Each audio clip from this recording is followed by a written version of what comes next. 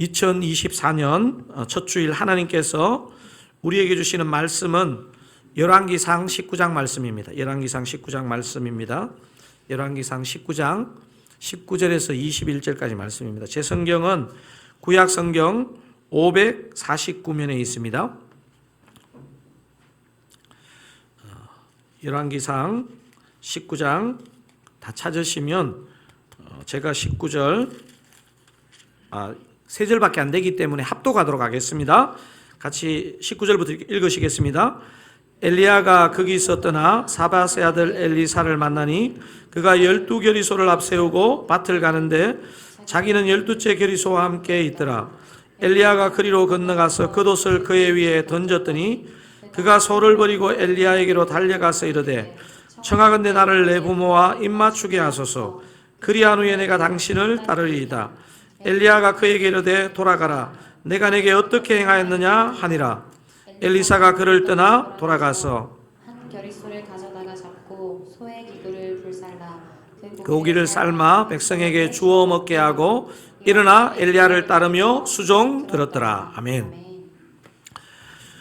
저는 보통 연말이나 연초가 되면 그냥 생각해 보면 평소 때보다는 좀 정서적으로 업이 되는 것 같은데 작년 말과 금년 초는 이게 지나갔는지도 잘 모르게 맹숭맹숭하게 어떻게 보면 차분하게 보내고 있는 것 같습니다. 여러분은 어떻습니까? 좀 마음이 업이 되어 계십니까? 아니면 삶의 눌리셔가 다운되어 계십니까? 아니면 저처럼 그냥 평정심 유지하시고 차분하십니까?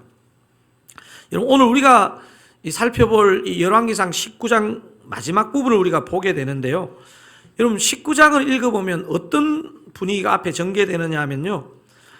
열왕기상 18장 그 앞장에 있는 열왕기상 18장에서 엘리야가 바알과 아세라 선지자 850명과 영적 대결을 해서 그들을 완전히 무찔렀습니다. 하지만 오늘 본문이 들어있는 이 19장으로 넘어오면서 이세벨이 천하의 엘리야를 죽이겠다는 그 말 한마디에 엘리야는 갑작스러운 침체와 낙심, 우울이 찾아와서 광야로 들어가서 하나님께 죽기를 구하는 그런 내용이 다루어지는 장입니다. 그래서 보통 열왕기상 19장을 낙심장 이렇게 표현합니다. 근데 제가 어떤 목사님의 설교를 들어보니까 열왕기상 19장은 교만장이다 이렇게 얘기하더라고요. 근데 저희 설교를 들어보니까 굉장히 일리가 있더라고요. 그렇습니다. 지나친 업도 교만일 가능성이 많지만요. 지나친 낙심도 모양만 다르지 교만일 가능성이 많다는 그런 생각이 듭니다. 혹시 저와 여러분에게 낙심이 찾아오면요. 저와 여러분이 교만해서 그럴 가능성이 많습니다. 혹시 저와 여러분에게 낙심이 찾아오면 어떻게 이것을 물리쳐야 할까요? 여러분 교만은 다른 게 아니고요. 하나님 생각보다 내 생각이 중요해지는 것입니다. 내 생각이. 반면에 겸손은 뭐냐 하면 겸손해 보이는 어떤 분위기가 아니고 내 생각, 내 감정을 잘 내려놓고 그때도 하나님의 생각을 잘 수납하는 것이 겸손입니다. 그러니까 이런 의미에서 볼 때 열왕기상 19장은요. 낙심장이기도 하고 교만장이기도 하고 또 그것을 극복하는 믿음장이기도 합니다. 여러분 그래서 혹시 마음에 어려움이나 낙심이 찾아오시면요. 열왕기상 19장을 한번 펴보시면 좋겠습니다. 열왕기상 19장 후반부에 가면 엘리야는 다시 하나님 나라의 눈이 열리고 그래서 하나님의 방식, 하나님의 뜻을 받아들이는 것을 보게 됩니다. 여러분 믿음은 거창한 일을 하는 게 아니고요. 내 생각, 내 감정, 내 고집을 잘 내려놓고 하나님의 생각, 하나님의 마음, 하나님의 뜻에 내가 잘 맞추고 수납하는 것입니다.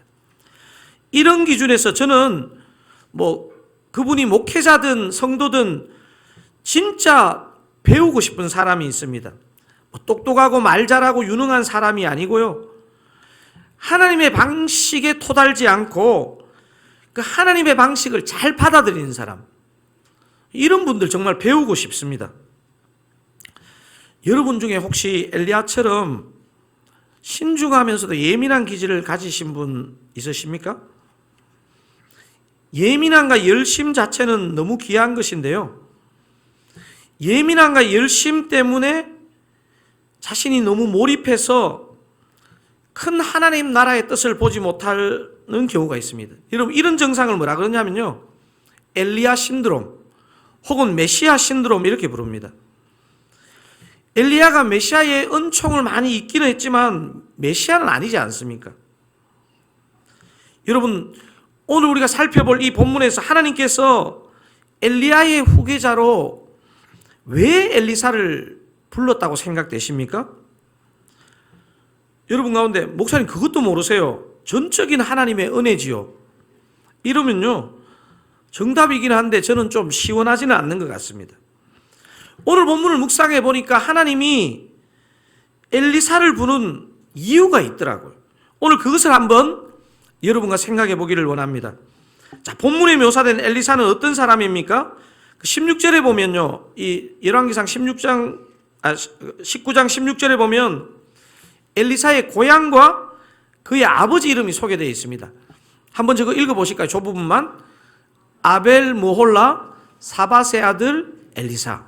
여러분, 아벨 모홀라가 무슨 말입니까? 지역 이름입니다. 지역 이름. 사실 유명한 도시는 아닙니다. 뭐 베들레헴, 예루살렘 뭐 이런 데처럼.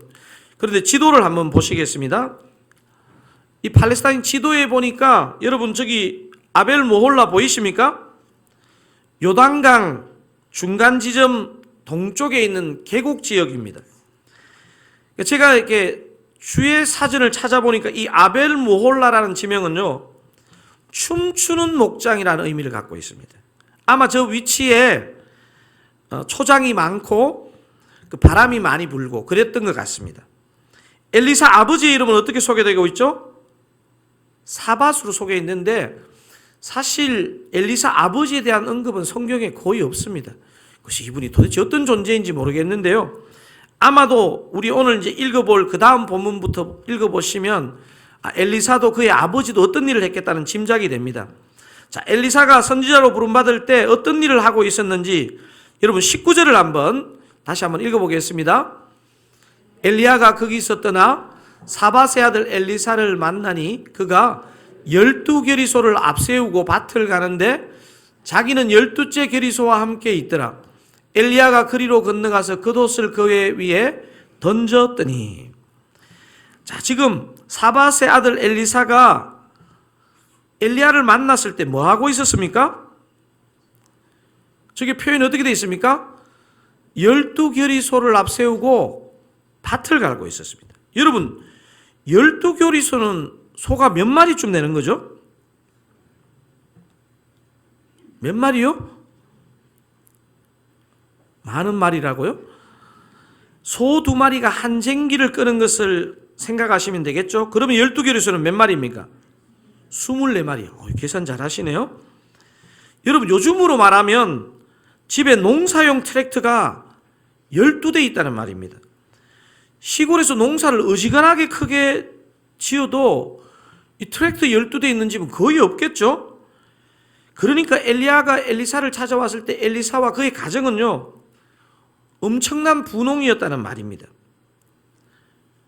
사랑하는 사랑 가족 여러분, 보통 신학교 가는 목회자가 부자인가요? 보통 가난한 사람인가요? 무응답이 대답입니까?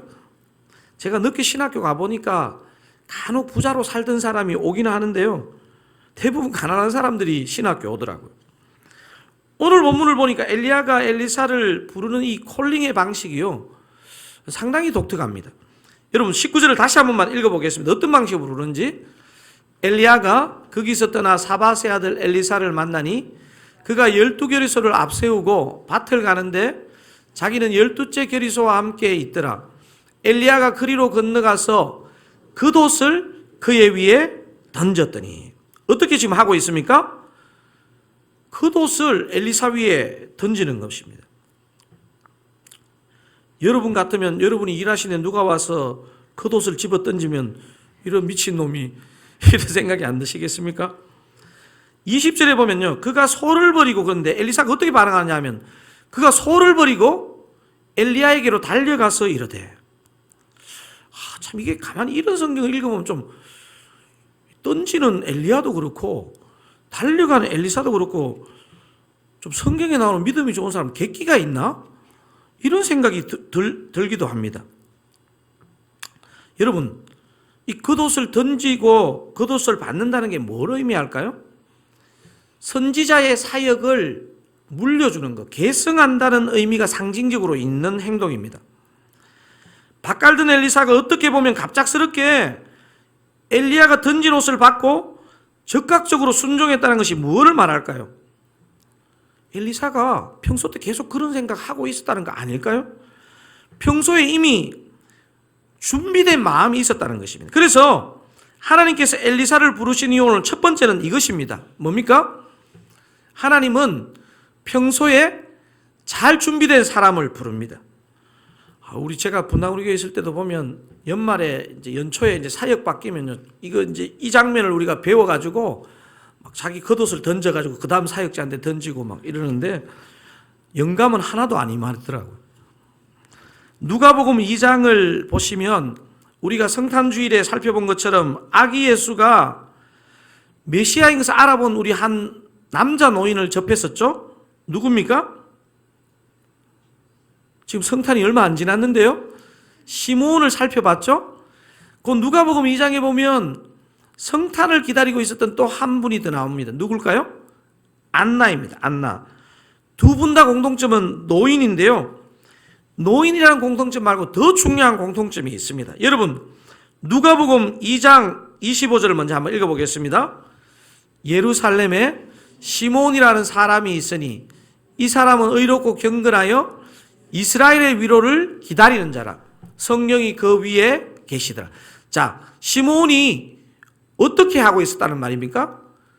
이스라엘의 위로를 기다리면서 메시아를 평소에 기다리고 있었다는 것입니다. 자, 누가복음 2장 37절에는 안나에 관한 내용인데요. 한번 읽어보겠습니다. 과부가 되고 주야로 금식하며 기도함으로 섬기더니. 여러분, 안나는 지금 어떤 자세로 있습니까? 성전을 떠나지 아니하고 주야로 금식하며 기도함으로 섬기더니. 여러분, 제가 이 본문을 묵상할 때마다 드는 생각은요, 안나와 시몬이 막 그 앞에서 은혜로운 설교를 하고 있는 어른 예수, 성인 예수를 본 것도 아니고 포대기에 쌓여있는 간단하기를 보고 진짜 이 아이가 어떻게 메시아라는 걸 알아봤을까? 이 두 사람은요, 평소에 깨어 있었던 것입니다. 평소에 말씀과 기도로 깨어 있기 때문에 딱 보는 순간에 이 메시아인 거 알아보는 거예요. 여러분, 신령한 사람은요, 절대로 타고나는 게 아닙니다.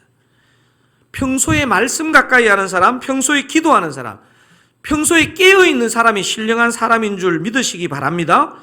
저는 이런 기준에서 드사랑교회가 정말 신령한 교회, 소망 있는 교회라고 저는 생각됩니다. 평소에도 기도하시는, 중보기도 하시는 분들이 얼마나 많은지, 중보기도 카톡방에 벌써 60명이 넘었다는 거 아닙니까? 여러분, 진짜 스케일이 너무 크셔가지고 안 놀라요. 600명 돼야 되는데 저희 교회 성도 다 합쳐도 300명이거든요. 평소에 말씀 읽겠다고 결심하고 이번에 더 신통 참여하시는 분이 온라인까지 합치니까 한 90분 정도 되더라고요. 여러분, 교회를 나오시든 집에서 하시든 평소에 깨어 있으시기를 주님의 이름으로 축원드립니다. 오늘 본문을 잘 읽어보시면요, 복음서에서 우리 예수님이 왜 제자를 부르시는 그 장면의 대화와 오늘 이 대화가요, 느낌이 상당히 많이 다릅니다. 여러분, 누가복음 9장에서 예수님이 사람들을 예수님 따르라 할 때 했던 그 대화를 한번 들어보겠습니다. 59절에서 62절인데요. 제가 59절, 여러분 60절 이렇게 교독해 보겠습니다. 또 다른 사람에게 나를 따르라 하시니 그가 이르되 나로 먼저 가서 내 아버지를 장사하게 허락하옵소서. 여러분 읽겠습니다. 이르시되 죽은 자들로 자기의 죽은 자들을 장사하게 하고 너는 가서 하나님의 나라를 전파하라 하시고, 또 다른 사람이 이르되 주여 내가 주를 따르겠나이다마는 나로 먼저 내 가족을 작별하게 허락하소서. 62절 읽겠습니다. 예수께서 이르시되 손에 쟁기를 잡고 뒤를 돌아보는 자는 하나님의 나라에 합당하지 아니하니라 하시니라. 먼저 아버지를 장사하고 주님을 따르겠다고 했을 때 주님이 뭐라고 61절에 답을 합니까? 60절에 뭐라고 답을 합니까? 죽은 자들로 장사하게 하고 너는 가서 하나님 나라를 전파하라 이렇게 하십니다. 나로 먼저 내 가족을 작별하게 허락해달라는 사람에게 주님이 뭐라고 답하십니까? 62절에서 손에 쟁기를 잡고 뒤를 돌아보는 자는 하나님의 나라에 합당하지 아니하니라. 이런 거 묵상해 보면요, 우리 예수님은 좀 최소한의 인륜도 허락하지 않으시나 하는 그런 생각이 좀 들지 않습니까? 여러분, 성경을 읽다가 우리 주님이 극심하게 화를 내시거나 좀 상식으로나 인륜적으로 이해가 안 되는 것이 오면요, 그 안에 특별한 뜻이 있다는 것을 아셔야 됩니다. 여러분, 이것은요, 주님이 제자들에게 요구하시는 우선순위의 문제입니다. 무슨 문제라고요? 우선순위의 문제입니다. 반면에 열왕기상 19장 본문의 엘리사는요, 엘리야의 부름에 순종하기 전에 어떤 요청을 하고 엘리야는 또 뭐라고 답하는지를 누가복음하고 비교하면서 오늘 열왕기상 19장 20절을 한번 그 대화를 직접 한번 읽어보겠습니다. 그가 소를 버리고 엘리야에게로 달려가서 이르되 청하건대 나를 내 부모와 입 맞추게 하소서. 그리한 후에 내가 당신을 따르리이다. 엘리야가 그에게 이르되 돌아가라. 내가 내게 어떻게 행하였느냐 하니라. 엘리사가 내 부모와 입 맞추고 이별하고 당신을 따르겠다고 하니까 엘리야가 뭐라 그럽니까? 이걸 영어로 하면 why not? 왜 안 되겠느냐는 것입니다.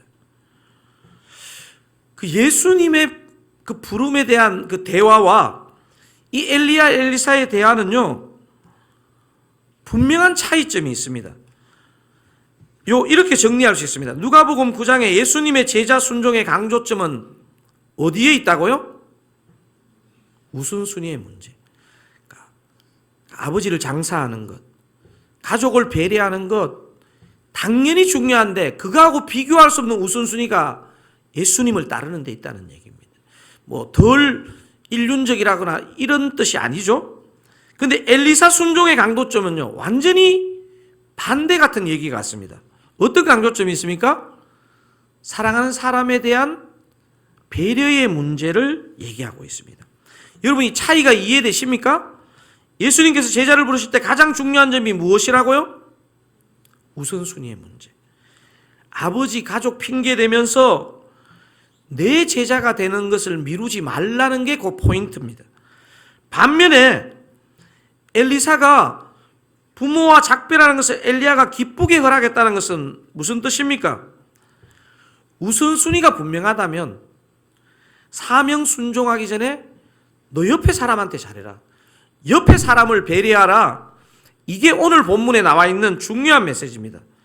자, 오늘 본문을 보시면 이 배려가 가족에게만 한정되는 것이 아니고 좀 더 주변으로 확대되고 있는 것을 확인할 수 있습니다. 여러분, 오늘 본문 마지막 절 21절을 한번 읽어보도록 하겠습니다. 엘리사가 그를 떠나 돌아가서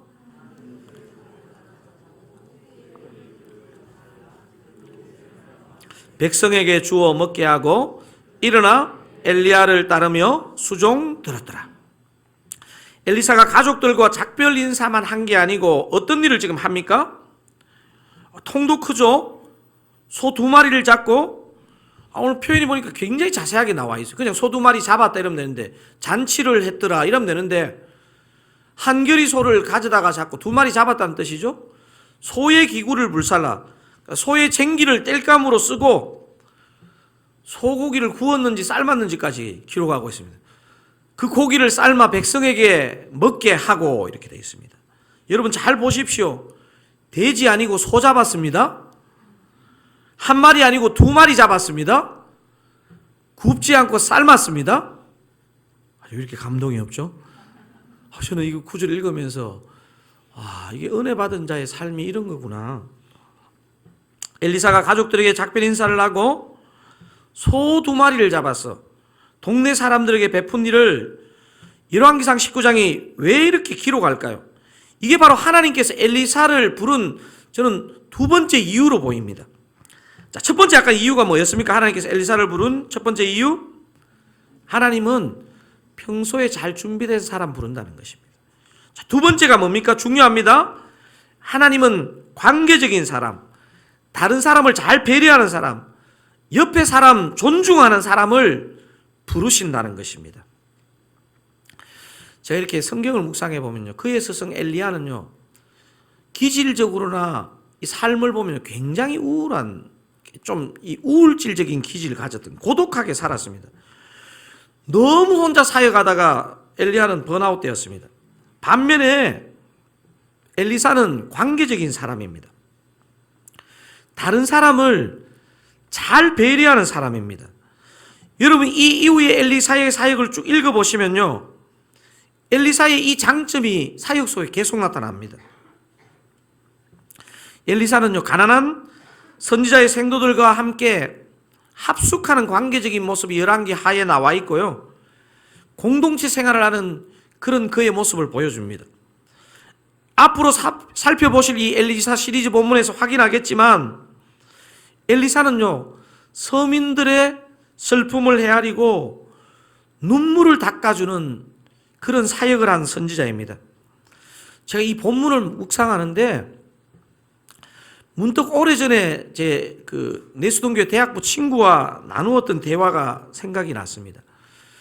제 내수동교회 대학부 남자 동기들은 저하고 몇 명 빼고는요, 대부분 법대 아니면 상대를 다녔습니다. 그래서 서울대 근처 신림동 고시원에 저희들이 한 번씩 모여가지고 고시 공부하는 친구들 위로하고 또 파티하고 막 이러기도 했는데요, 그 친구 한 명과 대화했던 게 제가 이 본문을 묵상하는데 생각이 확 나는 거예요. 그 친구가 자기가 이제 사법고시 공부하는데 그 사법고시 합격한 선배 중에 막 침이 마르도록 얘기를 하는 선배가 있는 거예요. 제가 들어보니까 막 엄청 특별한 일을 뭐 후배들한테 해줬거나 이런 게 아니고요, 그냥 자기가 사법고시 공부하면 얼마나 바쁩니까? 근데 동생들한테 어떤 고민되는 얘기, 또 중요한 어떤 지침이 되는 얘기를 한 번씩 들려줬나 봐요. 근데 보니까 막 그 영웅처럼 여기고 얘기를 하더라고요. 제가 보니까요, 하나님은요, 제가 오늘 이 본문을 묵상하고 그때 내 친구가 얘기했던 그 선배의 모습을 생각하니까요, 이게 바로 하나님이 우리에게 원하는 모습이라는 생각이 듭니다. 제가 보니까 우리 드사랑교회 안에 이런 성도님들이 얼마나 많은지 모릅니다. 제가 보니까 여러분들은 어지간하게 뭐를 해도 티를 안 내시는 것 같아요. 제가 한 번씩 에너지가 고갈되는 듯 하다가도 성도님들의 이런 따뜻한 마음, 표현하지 않지만 갖고 있는 그 마음의 열정을 느끼면 저한테 정말 에너지가 고갈되다가 다시 충전되는 것 같은 급속 충전, 이런 느낌이 납니다. 요즘 제가 더신통 하고 있잖아요. 더신통 참여하시는 분들 보면 저분은 본당에 안 오셔도 충분히 집에서 성경 읽으실 분 같은데, 본당에 와서 읽으시는 모습 보면서 제가 되게 은혜를 받습니다. 읽으시면서 또 졸아요. 생각해 보니까요, 이게 공동체로 같이 읽고 저렇게 애쓰는 부족한 담임 목사를 격려하고 싶은 마음으로 저는 혼자 착각을 하며 해석합니다. 사랑하는 드사랑 가족 여러분, 하나님은요, 인간적으로 엄청난 사람 쓰시는 게 아닙니다. 제가 이찬수 목사님도 보고 수많은 목회자나 성도님들을 봤잖아요. 하나님은요, 어떤 사람 쓰시느냐 하면요, 평소 때 깨어있는 사람, 평소 때 하나님 가까이 하는 사람 쓰십니다. 그리고요, 관계적인 사람, 그 사람의 성품이 뭐 내성적이든지 외향적이든지 관계없이, 여러분, 하나님은 내성적인 사람도 부르고 외향적인 사람도 부릅니다. 그런데요, 성격에 관계없이 옆에 사람을 생각하는 사람, 배려하는 사람들을 쓰신다는 것을 저는 봤잖아요. 사랑하는 사랑가족 여러분, 여러분도 평소에 깨어있으시기 바랍니다. 평소에 옆에 사람 잘 배려하시기 바랍니다.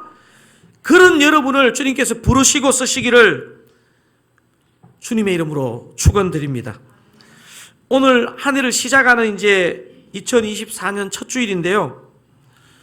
어떤 분은 이 공동체의 운영위원으로 부름을 받으셨고, 또 어떤 분은 부장으로, 교사로, 또 이런저런 눈에 드러나지는 않지만 귀한 섬김의 자리로 부르심을 받으셨습니다.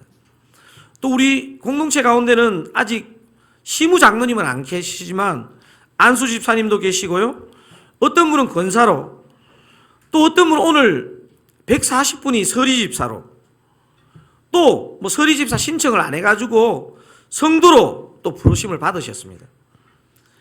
그 부르심의 직분보다 비교할 수 없이 중요한 것은요, 저와 여러분을 그 직분으로 부르신 주님입니다. 주님. 그리고 그 주님의 말씀이 임할 때 저와 여러분은 또 새 힘을 얻어서 정말 주님이 기뻐하시는 사람으로 섬기게 될 줄로 믿습니다. 자, 우리 찬양 드리기를 원하는데요. 아마 이 찬양 잘 모르실 것 같아요. 그래서 제가 막 어제 고민을 많이 했습니다. 그래도 첫 주일 찬양인데, 근데 마음에 이런 마음 드는 거 있잖아. 괜찮다, 불러라. 너 성도들 음악성이 좋다.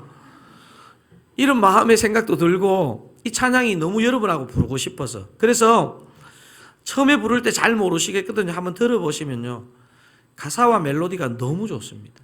여러분, 그래서 오늘 이 찬양 붙들고 기도할 때 주님께서 저와 여러분 마음 가운데 정말 성령의 넘치는 기름 부으심을 부어주시기를 주님의 이름으로 축원드립니다.